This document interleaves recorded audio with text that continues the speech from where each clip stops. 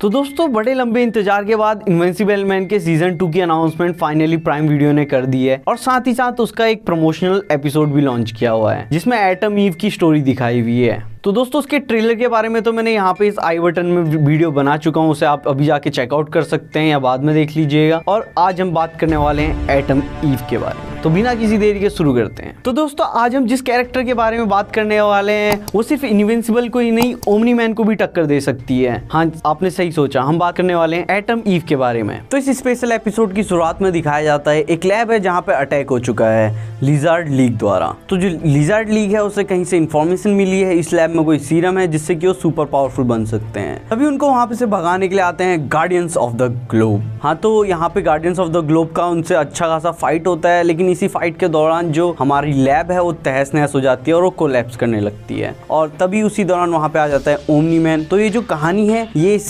Invincible की sequel नहीं prequel है, तो यहाँ पे जो हमारी कहानी है वो प्रीक्वल में चलेगी। तो उसी लैब में एक साइंटिस्ट होता है जो एक लेडी के साथ भाग रहा होता है। जो साइंटिस्ट है उसका नाम ब्रैंडीवर्थ है और वो जो लेडी है उसका नाम पॉली है। तो ब्रैंडीवर्थ पॉली को लेके भाग रहा होता है। जो पॉली है प्रेग्नेंट है और जो ब्रैंडीवर्थ है उसे वहां से बचाना चाहता है, क्योंकि ये जो लैब है यहाँ पे पॉली पे एक्सपेरिमेंट करके उसके जो बच्चा है उसको ऐसा कुछ सुपर पावर दी जा रही होती है। ये जो फैसिलिटी है गवर्नमेंट का कोई प्रोग्राम है जिसे फंड कर रहा होता है एरिक्सन नाम का एक गवर्नमेंट का एम्प्लॉय। और इसके बाद यहाँ से ब्रैंडीवर्थ पॉली को लेके भाग जाता है किसी हॉस्पिटल में, क्योंकि पॉली का बच्चा होने वाला होता है। तो ब्रैंडीवर्थ है वो पॉली को लेके इसलिए भाग रहा होता है क्योंकि पॉली लेबर पेन में होती है और वो नहीं चाहता है कि पॉली का जो बच्चा है जिसे गवर्नमेंट एक हथियार के रूप में बनाना चाहती है वो इन गवर्नमेंट एम्प्लॉयज के हाथों में ना लगे। तो जो ब्रैंडीवर्थ है वो जाता है और पॉली को हॉस्पिटल ले जाता है, लेकिन एरिक्सन भी उसके पीछे पीछे आ जाता है पॉली के बच्चे की तलाश में। लेकिन जो पॉली होती है वो चाइल्ड बर्थ के दौरान ही मर जाती है। जो ब्रैंडीवर्थ होता है वो पॉली के बच्चे को जाके ट्रांसफर कर देता है, किसी और पेरेंट्स के बच्चे के साथ स्वैप कर देता है। यहाँ पे आपको लग रहा होगा ब्रैंडीवर्थ इविल है, पर ब्रैंडीवर्थ कोई इविल नहीं है। वो जिन पेरेंट्स के बच्चे के साथ उसे स्वैप करता है वो बच्चा ऑलरेडी मर चुका होता है। तभी वहाँ पे एरिक्सन आ जाता है और वो पूछता है पॉली कहाँ है, और तभी ब्रैंडीवर्थ बताता है पॉली मर गई है और उस बच्चा भी मर चुका है असलियत में। तो लेकिन पॉली की बच्ची किसी और पेरेंट्स के पास चली जाती है। अब जो पॉल की बच्ची है उसके नए पेरेंट्स उसका नाम रखते हैं समांता, और जो समांता है वो अपने नए पेरेंट्स के साथ खुशी खुशी घर में रह रही होती है। जैसे जैसे वो बड़ी होती है अपने 10-11 साल की उम्र में ही वो थोड़ी सी वियर्ड किस्म की हरकतें करने लगती है, क्योंकि उसे आसपास के एटम्स दिख रहे होते हैं, एटम्स के मॉलिक्यूल्स दिख रहे होते हैं, वो किसी भी चीज में एटम्स को देख सकती है। तो उन्हें लगता है कि ये घंटों घंटों किस चीज को घूर रही है, जबकि पॉली हमारी एटम्स के स्ट्रक्चर्स को देख रही होती है। ऐसे ही एक दिन पॉली के पापा को पता चलता है कि उसके पास के पड़ोसी समझते हैं कि उसकी बच्ची वियर्ड है क्योंकि वो घंटों घंटों पेड़ों को घूर रही थी। और उसके बाद उसके पेरेंट्स चाहते हैं कि उसकी जो बच्ची है वो ऐसे स्कूल में जाए जहाँ पे ऐसे ही वियर्ड बच्चे रहते हैं, सम काइंड ऑफ जीनियस बच्चे या वियर्ड बच्चे जो भी कह लो। लेकिन उन स्कूल में जाने के बाद भी जो हमारी समानता है उसके ग्रेड्स कुछ खास अच्छे नहीं होते, क्योंकि वो सिर्फ केमिस्ट्री में स्ट्रांग होती है, क्योंकि वो एटम्स को आसानी से देख सकती है और उसे हर एक एटम्स के बारे में सब कुछ पता होता है। जो समानता है उसका कोई भी फ्रेंड नहीं बनता है, क्योंकि वो एक किस्म से सबको बोरिंग समझती है और जितने भी लोग हैं वो उसे बोरिंग और वियर्ड दोनों टाइप का समझ के उससे कोई भी बात करना पसंद नहीं करता। तो ऐसी ही एक दिन समानता जो होती है वो पढ़ रही होती है और पढ़ते पढ़ते वो एकदम से जो एटम्स हैं उसे चेंज करके अपनी जो उसकी बुक होती है, टेक्स्ट बुक होती है, उसे चेंज करके ग्लास रूप का स्ट्रक्चर बना देती है और वो एकदम से शॉक हो जाती है ये क्या हो गया। लेकिन उसके बाद उसे तो एटम दिख रहे होते हैं तो उसे पता चल जाता है और फिर उसे वापस सही करने को बोलती है और वो सही हो जाता है। तो ऐसे उसे पता लगता है कि वो एटम्स को मैनिपुलेट करके कुछ भी कर सकती है। तो ऐसे वो खाने के आइटम्स को चेंज करके पिज्जा से बर्गर बना लेती है, सैंडविच से बर्गर बना लेती है। ऐसी वो करके एक तरीके से उसे एकदम से ऐसा लगता है कि वो अब एक सुपर पावर वाली लड़की है, तो वो कुछ भी कर सकती है और वो जाके ऐसी एक दिन जो क्रिमिनल्स होते हैं उनसे लड़ने लग जाती है। और इसी दौरान वहाँ पे आ जाता है ब्रैंडीवर्थ और ब्रैंडीवर्थ उसे बताता है कि समांता जो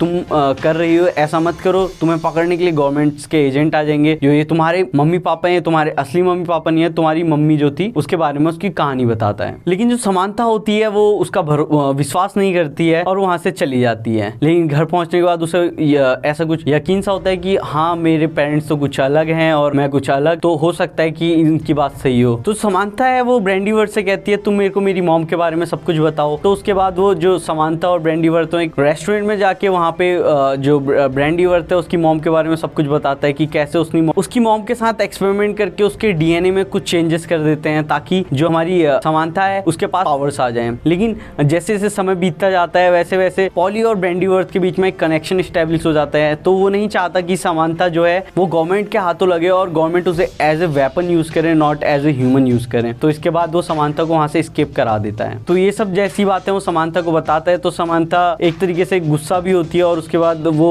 तो जो ब्रैंडीवर्थ होता है वो समांथा को मना करता है कि तुम ये जो भी अपने सुपर हीरो वाले काम है इन्हें बंद कर दो। लेकिन समांथा मना कर देती है कि मैं तो करूंगी। वो उन्हें बताती है कि मैं तो अपने फेक नेम से जो एटम ईव नाम अपना रखी है उसी से बाहर जाके वो कर रही है। वो मास्क पहन के और सुपर हीरो की कॉस्ट्यूम पहन के लोगों को बचा रही है। इसके बाद वहां पे उसी वक्त पुलिस आ जाती है। तो समांथा भी उन पुलिस के पीछे पीछे चली जाती है क्योंकि शहर में हो चुका होता है हमला। ये हमला जो होता है ये इरिक्सन ने कराया होता है ताकि वो समांथा को पकड़ सके। ये हमला जो होता है किसी और से नहीं करवाया होता, वो करवाया होता है समांथा यानी कि एटम ईव के ही भाइयों से। भाइयों क्योंकि वो उसी के मॉम के डीएनए से बनाए हुए हैं और वही कन्फ्रंट वहाँ पे उसके जो भी सिबलिंग्स हैं वो करते हैं कि तुम्हारी वजह से हम इतने कमजोर, अगर तुम होती तो हम भी ऐसे अच्छे बने होते। वहाँ पे हमें कोई पूछता नहीं है, बस तुम ही हो, तुम ही सबसे पावरफुल हो, ये वो ऐसे ऐसे करके बताते हैं। जो ये कमजोर हैं ये क्योंकि इसलिए हैं क्योंकि ये फेल्ड एक्सपेरिमेंट है, ये बाहर वर्ल्ड में ज्यादा देर सर्वाइव नहीं कर सकते। इनकी बॉडी धीरे धीरे डिसइंटीग्रेट होने लगती है। तो इन्हें ज्यादातर एक ट्यूब के अंदर रखा होता है जहाँ पे से ये डिसइंटीग्रेट ना हो। तो ये 4-5 भाई होते हैं, इनमें से धीरे धीरे एक एक करके सब डिसइंटीग्रेट होने लगते हैं। लेकिन जो सबसे पावरफुल 2 होते हैं वो समांथा को बहुत अच्छी टक्कर देते हैं और समांथा को एक तरीके से समांथा को बहुत ज्यादा मार देते हैं। तो समांथा को बचाने के लिए उसी वक्त ब्रैंडीवर्थ आ जाता है कार लेके और उनमें से एक को कुचल देता है। लेकिन जो एक लास्ट में बचा होता है वो फिर भी हमला करता है लेकिन उसकी भी बॉडी डिसइंटीग्रेट हो जाती है। उसी वक्त वहां पे इरिक्सन आ जाता है अपने सिपाहियों को लेके और वो जाके ईव और ब्रैंडीवर्थ को अपने कब्जे में ले लेते। वहां जाके ब्रैंडीवर्थ से बोलता है तुझे मेरे लिए एक्सपेरिमेंट करके और ऐसे बनाने होंगे और तूने मुझे धोखा दिया है, ब्ला ब्ला ब्ला। वैसे ही समांथा को वहां पे गुस्सा आ जाता है और समांथा जो भी उसको हथकड़ी टाइप की बांधी होती है उनको तोड़ देती है और वहां पे जाके उससे फाइट करने लगती है। तभी इरिक्सन दिखाता है कि जो उसकी मॉम है वो जिंदा है और जो इरिक्सन होता है वो ब्रैंडीवर्थ को गन पॉइंट में ले लेता है और ईव से बोलता है कि तुम्हें मेरे अंडर काम करना होगा वरना मैं ब्रैंडीवर्थ को मार दूंगा। लेकिन ब्रैंडीवर्थ जो होता है जैसे ही देखता है कि ईव की मॉम पॉली जिंदा है और वैसे ही वो इरिक्सन लड़ाई करने लग जाता है और इसी लड़ाई के दौरान जो इरिक्सन है वो गलती से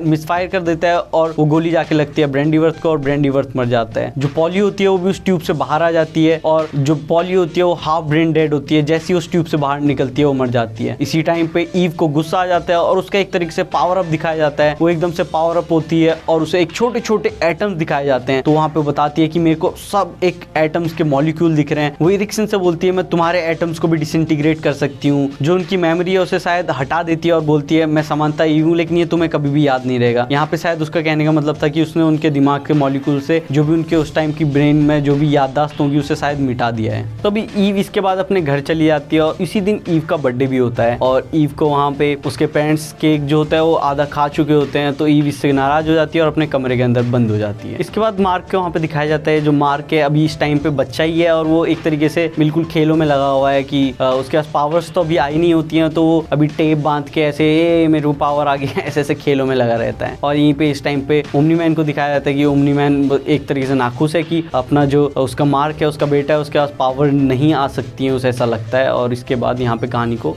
खत्म कर दिया जाता है। जो यहाँ पे मेरे को लगता है एटम ईव को बहुत ज्यादा पावरफुल दिखाया गया है और मेरे हिसाब से वो शायद मार्क और ओमनी मैन से अकेले भी फाइट कर सकती है क्योंकि एक तरीके से तो एटम्स को देख सकती है तो एटम्स को डिसइंटीग्रेट भी कर सकती है। क्या पता उसे आगे पावर अप दिखा दें और वो मार्क के और ओमनी मैन के किसी के भी एटम्स जो भी अटैक्स हैं उनके मॉलिक्यूल्स को ही डिसइंटीग्रेट कर दें। वो नोस तो देखते हैं आगे कैसे दिखाया जाएगा इसकी कहानी में। मुझे एटम ईव का ये स्पेशल एपिसोड तो पसंद आया लेकिन मैं चाहता था इसमें साथ ही साथ जो इनकी टीम है टीम उसके बारे में भी थोड़ा कुछ दिखाएं। उसके जो टीम्स के जो मेंबर थे उनके बारे में भी कुछ दिखाया जाए लेकिन हालांकि नहीं दिखाया लेकिन वो भी ठीक था क्योंकि सोलो एटम ईव को एक एपिसोड दिया हुआ है। तो दोस्तों इनविंसिबल का ये स्पेशल एपिसोड एटम ईव मुझे तो काफी पसंद आया। आपको भी ये शायद काफी अच्छा लगेगा। आप इसे जरूर चेकआउट कीजिएगा और ऐसी ऑसम कंटेंट देखने के लिए हमारे चैनल को सब्सक्राइब कीजिए। अगर आपको ऐसी कोई और वीडियो चाहिए तो कमेंट्स कीजिए और don't forget to like and subscribe and share as well.